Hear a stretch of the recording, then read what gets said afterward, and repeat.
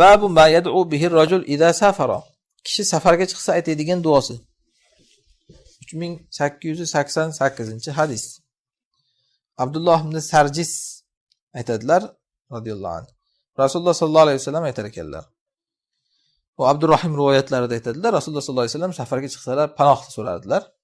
Mana shu duoni aytardilar, ya'ni Allohumma inni a'udhu bika min wa'tha'is safar. Wa'tha'is safar wa ka'abatil munqalab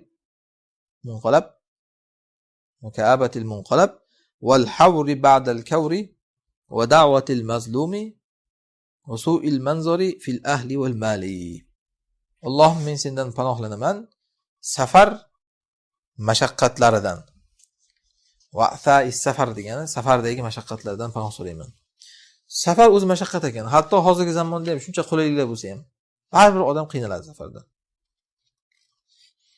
Va qaytishlikdagi g'amdan, ya'ni haligi bir ish bilan borib, keyin tarvuz qo'ltig'idan tushib, mayus bo'lib, g'amgin bo'lib qaytishdan panoh so'rayman. Endi safarga chiqqandan keyin xursand bo'lib qaytaylik deganida bu. Yoki bir safarda ofatlarga erishib, bir niyatlarini bajara olmay qaytishdan, mana shunaqa narsalardan panoh so'raladi. Hozirgi zamonda xususan bir joyga borasiz, hujjat dokumentlaringiz to'g'ri emas deb qaytarib yuboradi. Endi shuncha ovoragarchilik, odam tarvuz qo'ltig'idan tushib qaytib ketadi. Ana shunaqa narsadan panoh so'rashdi. Bu ka'abatil munqalab degani qaytish g'amidan panoh so'rayman. Wal hawri ba'dal kawr. Ziyodalikdan keyin nuqson bo'lishidan. Buni shunaqa deb tarjima qilsa ham bo'ladi. Aslida kavr degani o'rash degani. Masalan, salla o'rashda ham kavr deyiladi. Salla o'rashlikda kavr deyiladi. Shuni qaytadan yechib chiqishlikda havr deyiladi. Demak, hadisning ma'nosi hozir bir ishni bajargandan keyin shuni ziddini qilishdan degani-da. Oldinga yurgandan keyin orqaga yurishdan degani, ya'ni panoh so'rayman. Hali jinni kampir deymiz-ku. Makkada bir jinni kampir bo'lgan, qiynalib arqon to'qib chiqar ekan, keyin yana o'zi shuni sotib chiqar ekan. Ana shu havr ba'dal kavr degani. O'zi qiynalib qilgan ishini keyin ziddini qilib chiqish.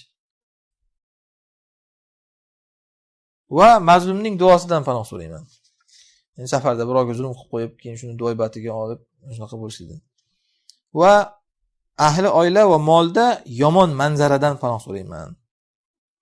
Ya'ni bunday qaytib kelsangiz, ahli oilangizni yomon holatda bir ko'rib qolsa odam yoki mol mulki bir yomon holatda ko'rib qolsa, uy yonib ketgan masalan, Alloh asrasin.